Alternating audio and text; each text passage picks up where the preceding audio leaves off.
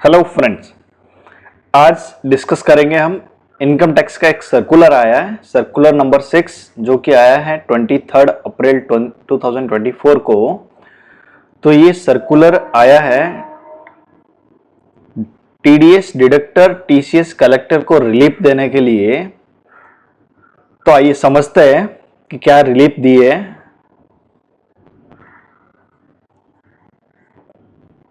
Partial modification of circular number 3 of 2023 dated 28th March 2023 regarding consequences of PAN become inoperative as per Rule 114 AAA of the Income Tax Rules 1962।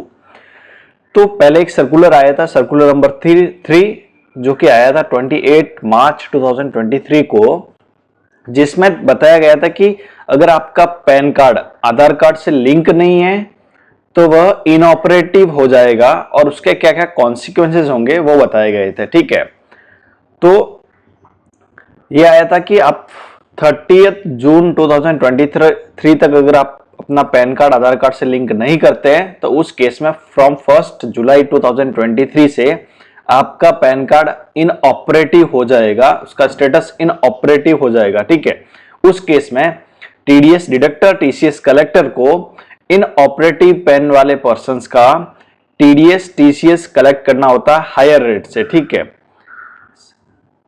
Higher rate वो है 20%, उसके हिसाब से TDS TCS collect करना होता था 20% के हिसाब से। ठीक है, और भी बहुत सारे कॉन्सिक्वेंसेस थे जो कि सर्कुलर नंबर 3 में बताए गए थे। वो थे कि आपको रिफंड नहीं मिलेगा अगर आपका इनकम ये पैन कार्ड इनऑपरेटिव है, पैन कार्ड का स्टेटस इनऑपरेटिव है। ठीक है, जब तक इनऑपरेटिव है तब तक आपको रिफंड नहीं मिलेगा, ऑपरेटिव होने के बाद रिफंड मिलेगा। ठीक है, और उस रिफंड पे इंटरेस्ट नहीं मिलेगा वो पीरियड का जिस पीरियड में आपका पैन कार्ड इनऑपरेटिव था। ठीक है, फिर टीडीएस आपका डिडक्ट होगा हायर रेट 20% के हिसाब से, टीसीएस आपका कलेक्ट होगा हायर रेट 20% के हिसाब से। ठीक है, तो ये सब कॉन्सिक्वेंसेस थे जो कि सर्कुलर नंबर 3 में बताए गए थे। ठीक है, जो कि आया था 28 मार्च 2023 को। और पैन इनऑपरेटिव हो अगर आपने पैन कार्ड आधार कार्ड से लिंक नहीं किया था 30 जून 2023 तक, तो 1 जुलाई 2023 से आपका पैन कार्ड इनऑपरेटिव हो गया है। ठीक है, अगर आपने उसको लिंक नहीं किया अभी तक तो। फिर उसके बाद गवर्नमेंट को बहुत सारी रिप्रेजेंटेशंस आई, ग्रीवेंसेस आए। ठीक है, तो उसको कंसीडर करते हुए गवर्नमेंट ने रिलीफ क्या दिया है वो समझते हैं। ठीक है,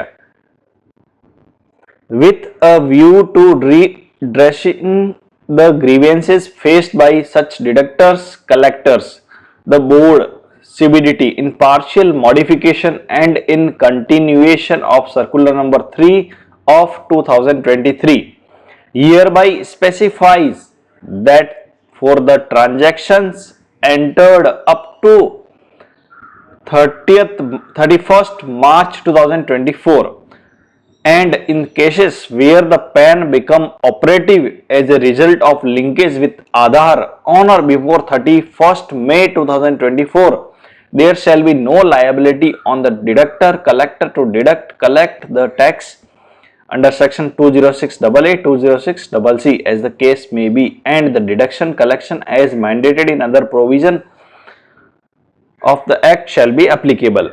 तो रिलीफ क्या दिया है कि जो भी आपके ट्रांजेक्शन्स है अप टू 31 मार्च 2024 के, उस पे नॉर्मल रेट से आपका टीडीएस डिडक्शन करना होगा। आपको डिमांड नहीं आएगी अगर आपका पैन स्टेटस इनऑपरेटिव भी था 31 मार्च 2024 तक। अगर 31 मई 2024 तक वो पैन का स्टेटस ऑपरेटिव आ जाता है, मींस वो पैन कार्ड आधार कार्ड से लिंक हो जाता है, तो उस केस में टीडीएस डिडक्टर टीसीएस कलेक्टर को डिमांड नहीं आएगी अगर उसने 31 मार्च 2024 तक के ट्रांजैक्शंस पे नॉर्मल रेट से भी टीडीएस डिडक्ट किया है। तो एक बहुत बड़ी रिलीफ दी है। डेट्स को बहुत अच्छे से समझ लेना आप कि जो ट्रांजैक्शन आपके हुए हैं, देखिए हायर रेट से टीडीएस डिडक्शन टीसीएस कलेक्शन था फ्रॉम 1 जुलाई 2023 से, ठीक है। 1 जुलाई 2023 से 31 मार्च 2024 तक, ठीक है, मीन्स ये 3 क्वार्टर्स हो गए। ये पीरियड के दौरान अगर आपने टीडीएस टीसीएस कलेक्ट किया है तो उस केस में अगर आपने नॉर्मल रेट से भी कलेक्ट किया है, डिडक्ट किया है और पैन का स्टेटस इनऑपरेटिव था उस पीरियड में, तो आपको डिमांड वगैरह आया है, उस केस में भी अगर वह पैन का स्टेटस 31 मई 2024 तक, उस पैन का स्टेटस 31 मई 2024 तक अगर ऑपरेटिव हो जाता है आधार कार्ड से लिंक होने के बाद, तो उस केस में टीडीएस डिडक्टर टीसीएस कलेक्टर पे कोई लायबिलिटी नहीं आएगी हायर रेट वाली, नॉर्मल रेट से ही टीडीएस डिडक्शन करना होगा, ठीक है। तो ये बहुत बड़ी रिलीफ दी हुई है। अगर आपके केस में ऐसा कोई है तो आपको फॉलोअप लेके उसको लिंक करवा देना है ताकि आपका जो ट्रेसेस पोर्टल पे डिमांड आ रहा है वो ऑटोमेटिक नलीफाई हो जाएगा, ठीक है। तो आई होप ये इंफॉर्मेशन आपके लिए यूजफुल होगी। Thank you.